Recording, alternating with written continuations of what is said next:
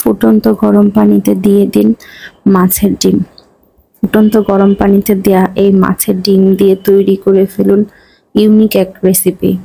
আসসালামু আলাইকুম ভিউয়ার্স, টুকিটাকি বাই সাবরিনা কবির চ্যানেল থেকে আমি সাবরিনা আপনাদের সবাইকেই স্বাগত জানাচ্ছি। আজকে আমি আপনাদের ফুটন্ত গরম পানিতে মাছের ডিম দিয়ে ইউনিক এবং সুস্বাদু একটি রেসিপি তৈরি করে দেখাবো। রেসিপিটি শুরু থেকে শেষ পর্যন্ত দেখার অনুরোধ রইল। চলুন শুরু করা যাক। আজকের রেসিপিটি তৈরি করার জন্য এখানে আমি বড় একটি রুই মাছের ডিম সুন্দর করে ধুয়ে পরিষ্কার করে নিয়েছি। ডিমের গায়ে যে পাতলা আবরণ থাকে সেটি কিন্তু ফেলিনি, ডিমের গায়েই রয়ে গিয়েছে। ডিমগুলো সিদ্ধ করে নেওয়ার জন্য ফ্রাই প্যানে পরিমাণ মতো পানি দিয়ে গ্যাস অন করে দিয়েছি। পানি ফুটে উঠেছে, এখন আমি এর মধ্যে ডিমগুলো দিয়ে দিচ্ছি। মনে রাখবেন, ঠান্ডা পানিতে ডিমগুলো দেওয়া যাবে না, তাহলে পানি গরম হওয়ার আগেই পাতলা আবরণের ভেতর থেকে ডিমের কণাগুলো বের হয়ে যাবে।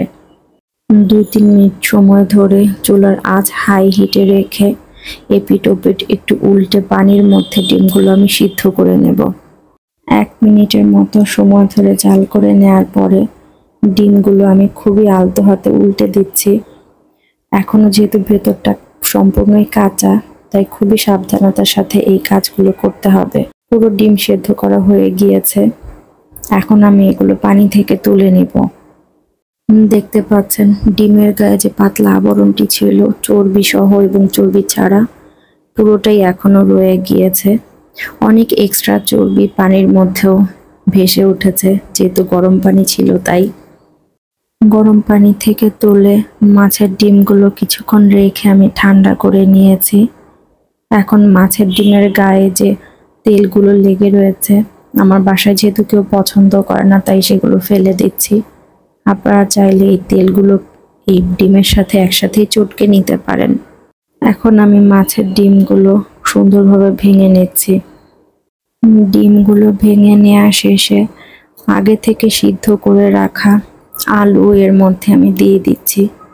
যেহেতু ডিমের পরিমাণটা একটু বেশি, তাই এর মধ্যে আমি মাঝারি বড় সাইজের একটি আলু এবং ছোট সাইজের একটি আলু দিয়ে দিচ্ছি। এখন মাছের ডিমের মধ্যে আমি দিয়ে দিচ্ছি পরিমাণ অনুযায়ী বেসন। এই বেসনের কারণেই কিন্তু ডিমের মধ্যে একটি আঠালো ভাব তৈরি হবে, একটি আরেকটির গায়ে লেগে থাকবে। এর মধ্যে এখন আমি দিয়ে দিচ্ছি রসুন বাটা। এখন দিয়ে দিব পরিমাণ মতো লবণ। এখন দিয়ে দিচ্ছি শুকনো মরিচের গুঁড়া। লবণ এবং ঝাল দুটোই আপনার নিজের স্বাদ অনুযায়ী দিয়ে নেবেন। এখন দিয়ে দিলাম ভাজা জিরার গুঁড়া এবং এখন দিয়ে দিব ধনিয়ার গুঁড়া।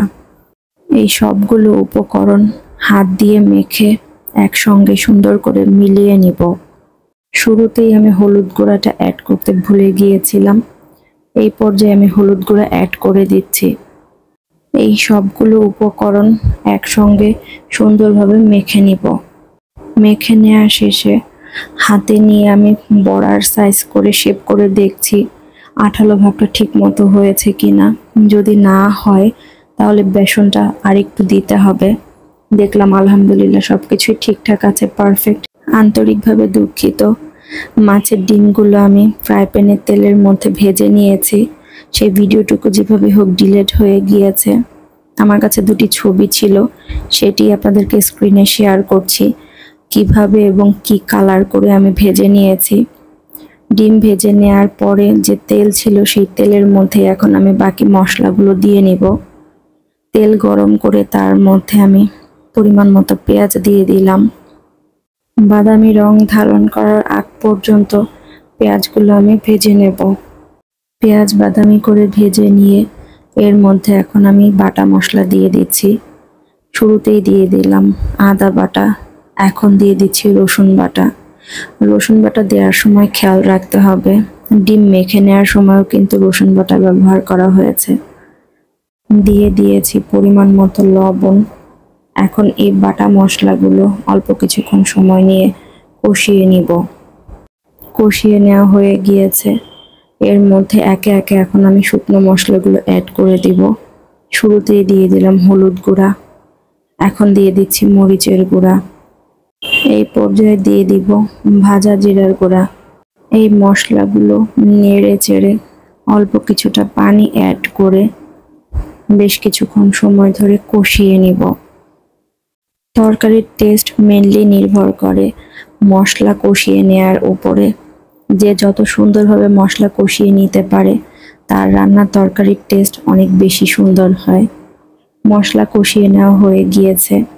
এর মধ্যে আমি আগে থেকে সিদ্ধ করে নেওয়া মাঝারি বড় সাইজের একটি আলু হাত দিয়ে চটকে এই মশলার মধ্যে দিয়ে দিব। আলু এইভাবে চটকে দেওয়ার কারণে তরকারির যে গ্রেভিটা হবে সেটি খেতেও অনেক মজা হবে এবং গ্রেভিটা একটু আঠালো টাইপের হবে। আমি কিন্তু আলু পুরোপুরিভাবে চটকে নিইনি, হালকা একটু টুকরো টুকরো রয়ে গিয়েছে, সেটা আপনারা ভিডিওতে দেখেই বুঝতে পারছেন। মশলার সাথে সাথে আলুগুলো কষিয়ে নেওয়া হয়ে গিয়েছে। এখন আমি এর মধ্যে ঝোলের পানি দিয়ে দিচ্ছি। পানি ফুটে ওঠার অপেক্ষা করছি। ফুটে উঠলে এর মধ্যে ভেজে নেওয়া ডিমগুলো দিয়ে দিব।